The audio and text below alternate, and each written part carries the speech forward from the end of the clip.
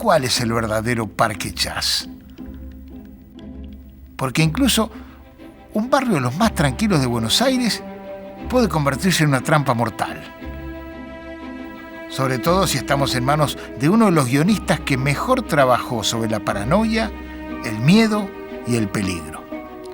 Ricardo Barreiro, el loco Barreiro. Un caso serio, un creador de vida y de obra vertiginosas.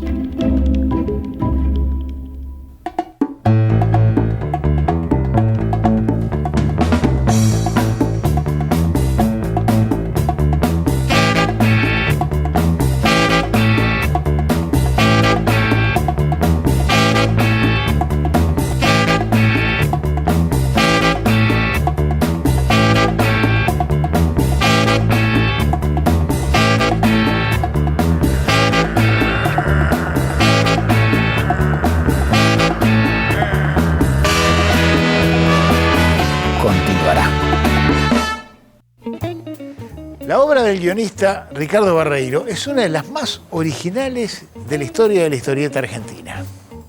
De difusión universal, este porteño de Palermo, que vivió en Europa y publicó en todo el mundo, dejó una obra muy extensa. Por un lado, absolutamente original, por los temas y por el tratamiento, y por otro, muy consciente de una tradición narrativa de la historieta argentina. A lo largo de casi 25 años, Barreiro del año 49, empezó muy joven, dejó distintos tipos de historietas de aventuras. Empezó en las revistas de Ediciones Récord en el año 74 y luego en el 76, por razones políticas, se fue a Europa con la llegada de la dictadura. Vivió en España, vivió en Italia, vivió en Francia, produjo muchísimo durante ese periodo. Publicó en Europa y muchas de esas historietas luego se publicaron también en la Argentina.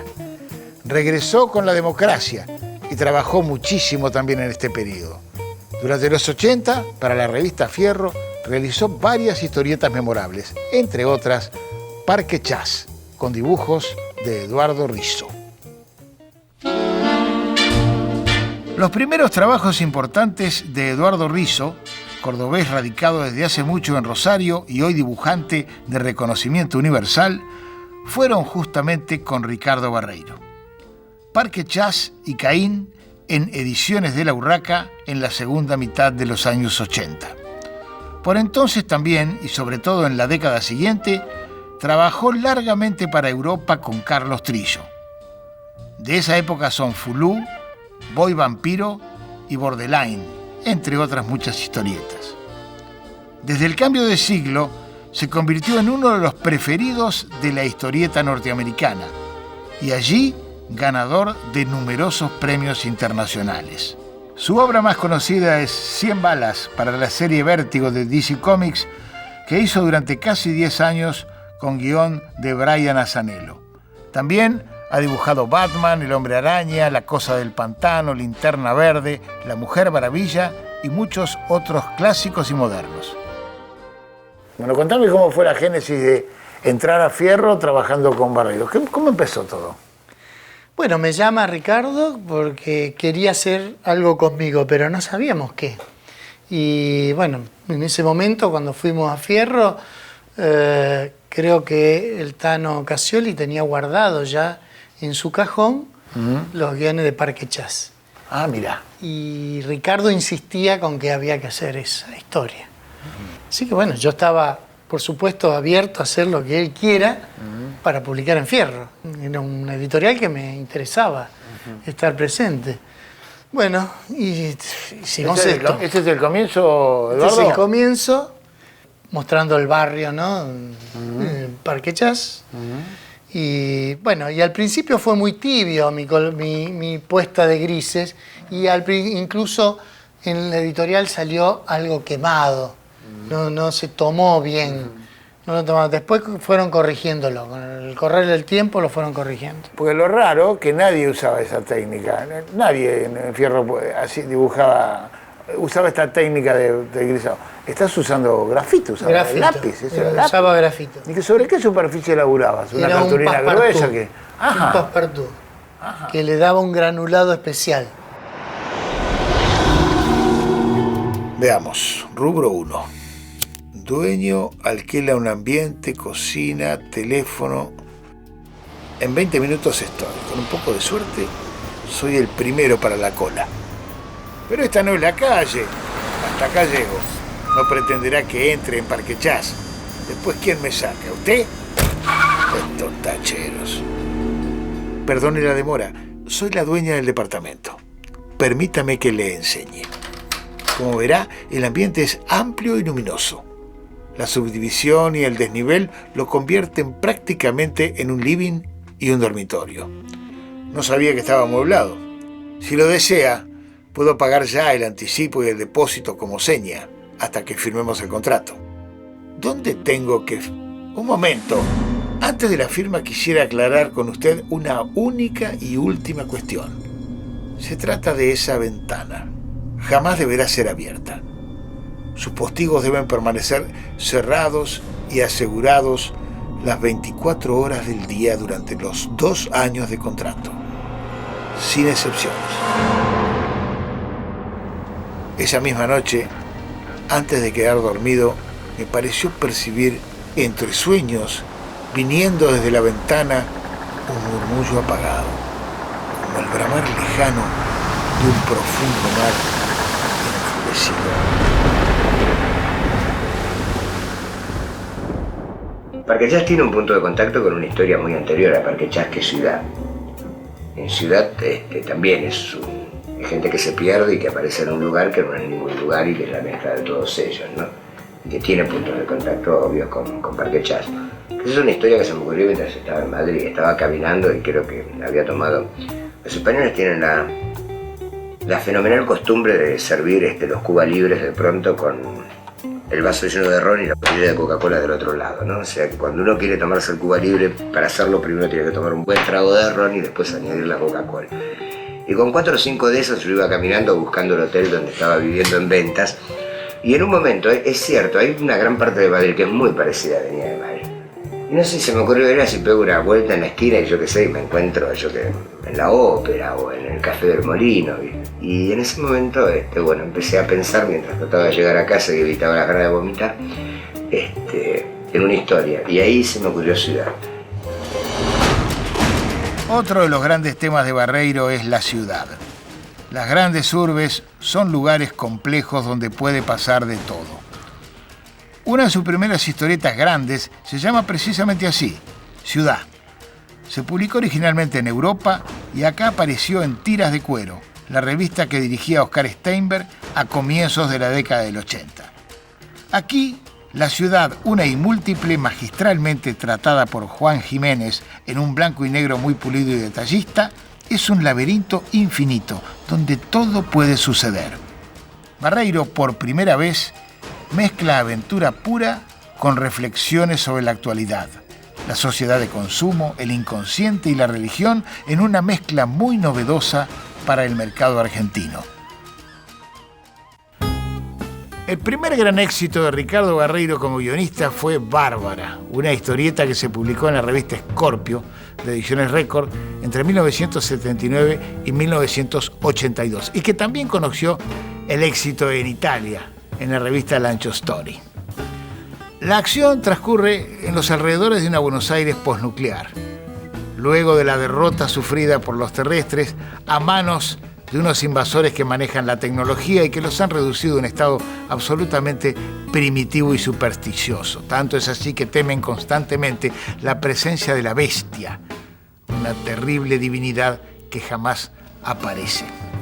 En ese contexto, Bárbara es una rebelde, una bella jefa de un clan capaz de enfrentar a todas las formas del poder masculino, de tener amantes, de comunicarse telepáticamente con animales y con plantas. El dibujo de Juan Zanotto es muy expresivo. Ese dibujo realista le permite tanto diseñar la belleza de Bárbara como también dar cuenta de las maquinarias y la alta tecnología de los adrios, que son los invasores. En ese nombre están tanto los arios como los andros, es decir, los varones blancos. El tema de la Argentina posnuclear estaba muy presente en ese momento, ya que en la misma Scorpio se había publicado El Eternauta 2, de Solano López y Héctor Oesterhel, que trataba precisamente ese tema. Una historieta que a Ricardo Barreiro siempre le interesó.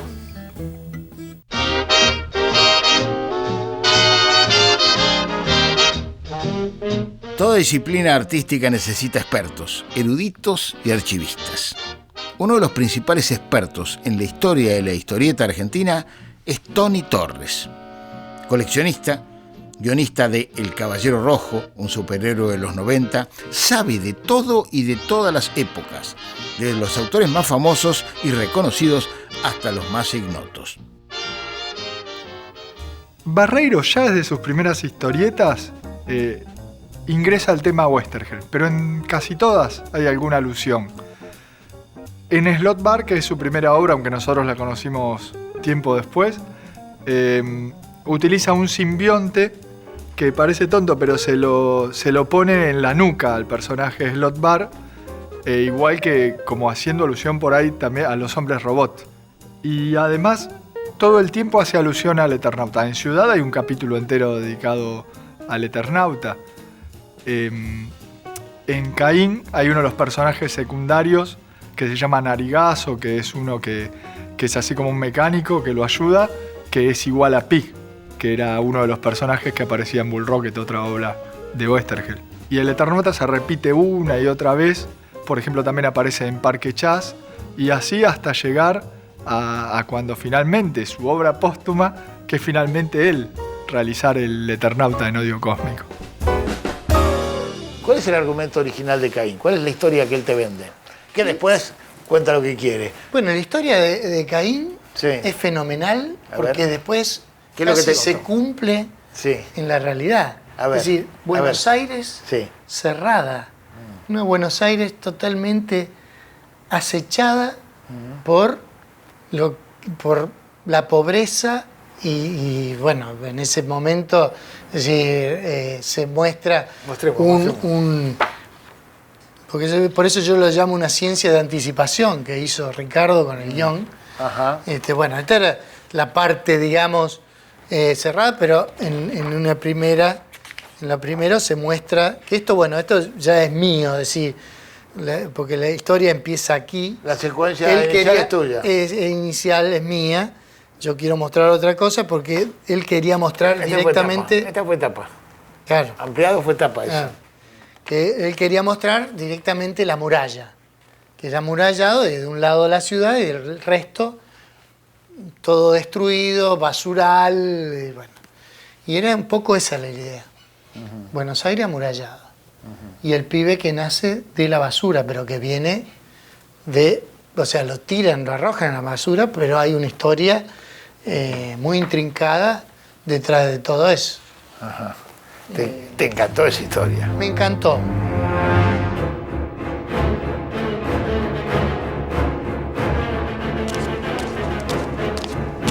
Continuará.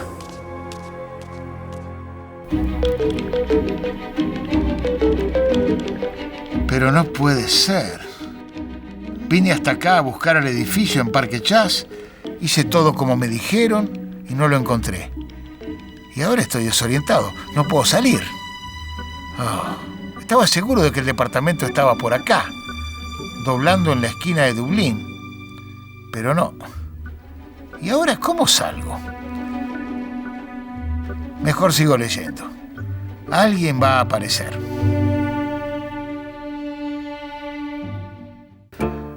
Un tema que siempre interesó mucho a Ricardo Barreiro como guionista fue el tema de la guerra, que está vinculado a otras dos obsesiones suyas, las máquinas y las armas. Trató el tema de la guerra moderna, ambientada en distintas circunstancias y en distintos escenarios. Una historieta ejemplar es As de Pique, publicada en 1977 en Scorpio con notables dibujos de Juan Jiménez. As de Pique es de algún modo la prolongación, un homenaje a un clásico de los 50 que habían hecho Solano López con Oesterhel, Amapola Negra. Como en ese caso se trata de la tripulación de una fortaleza volante, un B-17, que realiza distintas misiones sobre territorio enemigo. Cada misión es una aventura. Aventuras humanistas, algunas son tremendamente eficaces como el bombardeo de Dresden.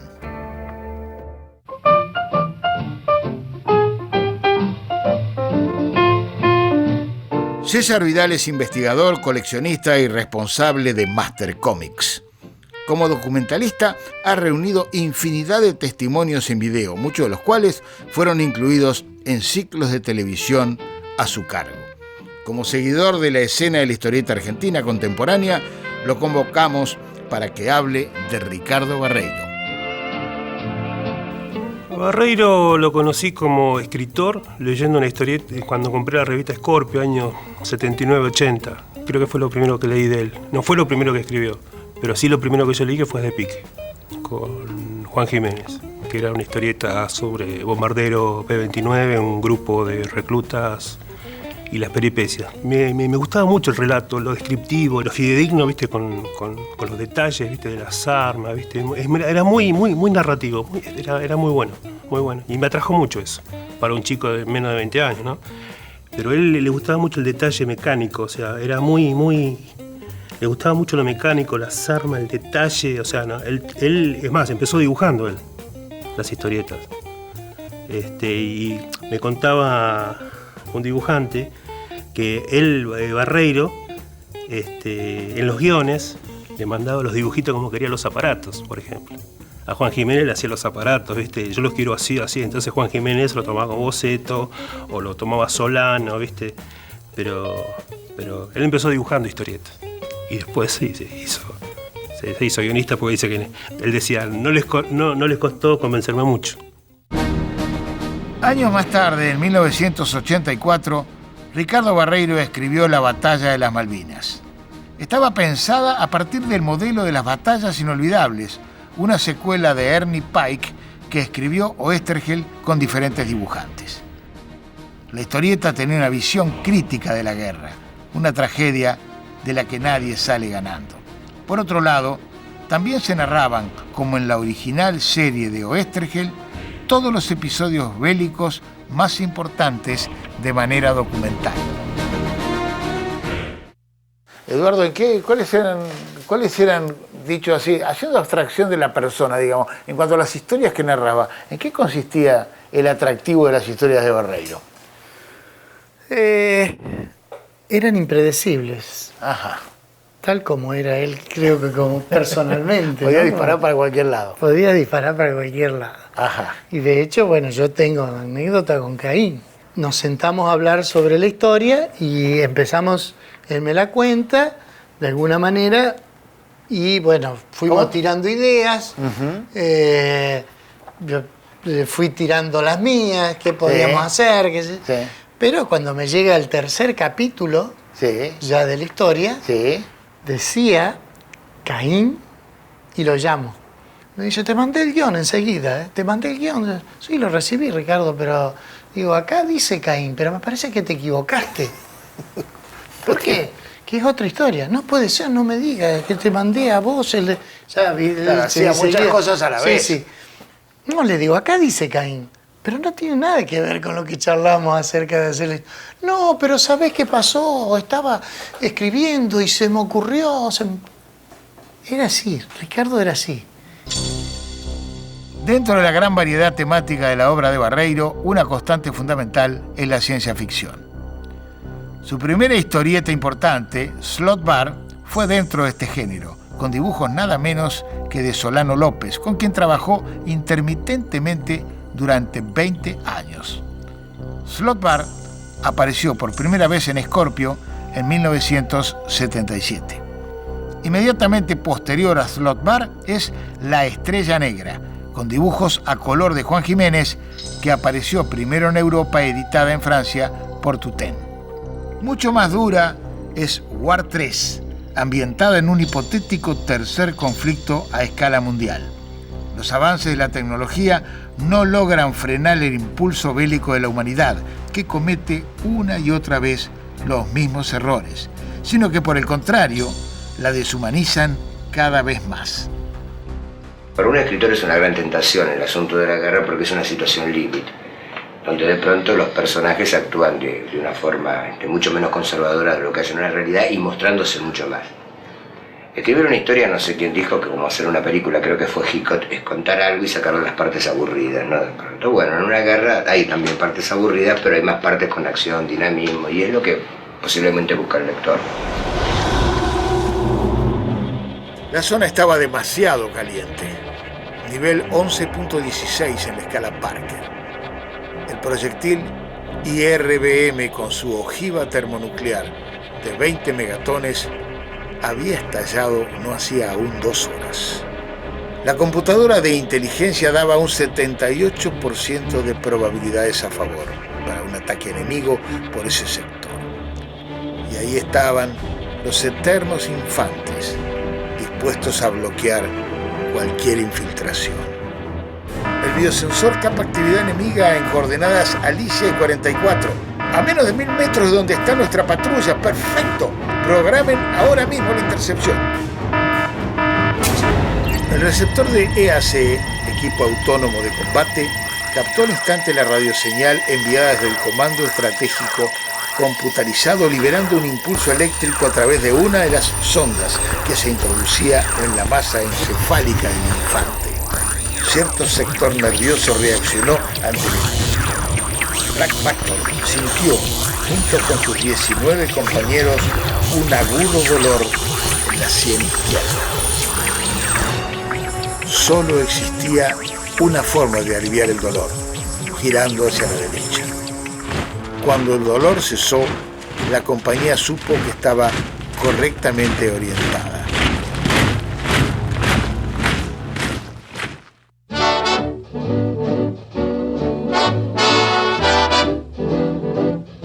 Salvador Sanz es uno de los pocos autores de ciencia ficción que cultivan el género sistemáticamente en la Argentina en la actualidad.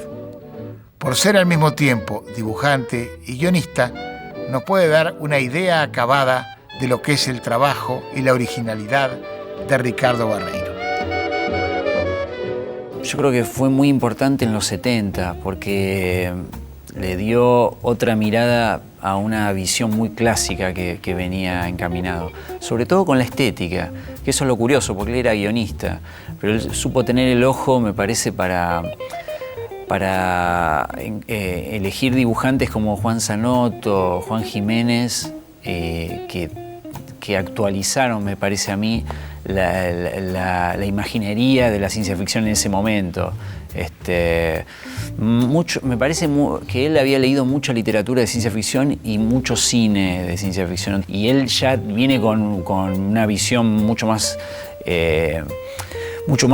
sucia, más desprolija. Ya los vehículos no solo eran, digamos, más realistas, sino que eran más barrocos, ¿viste? Toda esa cosa de que la nave no estaba pulcra, estaba sucia.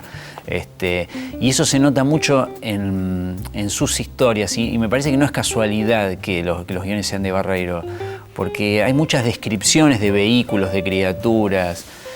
Se nota mucho su inquietud por digamos, justamente eso, actualizar la imaginería de la ciencia ficción hasta de lo que había hasta ese momento. El tema del poder totalitario, reaparece en Ministerio, una historieta realizada nuevamente con Francisco Solano López en 1986 para la revista Fierro. En Ministerio, Barreiro inventa una alegoría administrativa, un infierno vertical en el cual el orden está dado por el trabajo y la represión. Los encargados de mantenerlo son los SS, una guardia similar a la hitleriana que se encarga, entre otras cosas, de secuestrar a las mujeres, de extraerles su energía sexual mediante la inoculación de una droga. La dupla Barreiro-Solano López siguió trabajando largamente hasta los 90. Inmediatamente después de Ministerio realizaron El Instituto, una historia gótica con alto contenido erótico. Precisamente en este último registro realizaron varias historias con gran éxito internacional. El tipo de guionista, el tipo de historias que Barreiro construía, me parece a mí, me corregirás, que eran mucho más densas, con una carga mayor de peripecia, de mayor... cada página de Barreiro era más densa en cuanto a suceso, ¿no? Exactamente, ¿no? Sí, no tenía espacios de tranquilos, de relajación. Ajá. Era un poco como era la personalidad de Ricardo. Ajá. Tenía que vivir a full la historia. Y se vivía todo el tiempo de esa manera. Es lo que uno siente con las historias de Barreiro. Se parecen en gran medida por su vertiginosidad, por la intensidad siempre, Sí. siempre buscando un Sí, efecto muy intenso. Y además por los cambios de dirección. Tienen mucho que ver con su propia personalidad, su manera de ser y de vivir, ¿no? Sí, sí, era así. Y nunca podría haber timoneado un barco. Seguramente. Bueno, pero evidentemente manejó durante años sí, a sí. su manera una escuadrilla, Sí, ¿no? sí, sí. Y lo hizo muy bien, lo hizo muy bien. Un tipo muy capaz. Muy capaz. Una pena realmente porque lo hayamos perdido tan joven. Porque Así yo es. creo que daba para más. Así que bueno. Ricardo.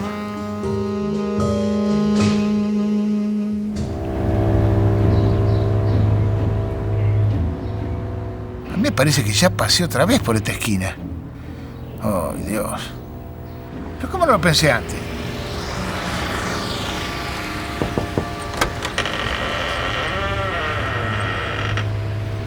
Yo me meto. A ver. Permiso.